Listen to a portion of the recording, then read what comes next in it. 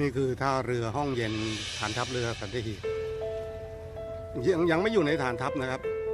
อยู่ตรงแถวชุมชนประมงพื้นบ้านก็เป็นสถานที่ในความทรงจำของหลายๆคนที่เอา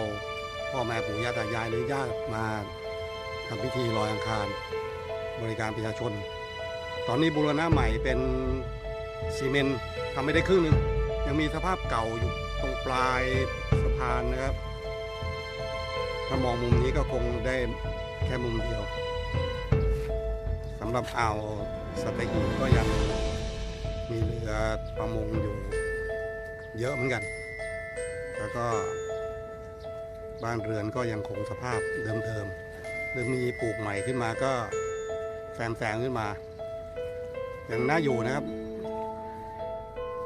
คงอยู่ในความทรงจำของหลายๆคนตลอดไปและนี่คือที่สุดท้ายทะเลสัตหีบสำหรับมาลอยอังคารญาติพี่น้องพ่อแม่ปู่ย่าตายายคนรักไปสู่สัมปรายภพ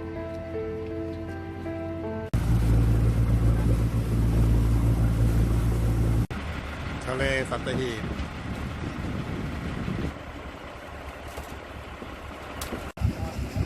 ตอนสัตหีบและอังคารผู้วายชนได้ลงสู่ทะเลเรียบร้อยแล้วนะครับเดี๋ยวผมขอทางม้าเรือให้เจ้าหน้าที่ขึ้นมาก่อนนะครับ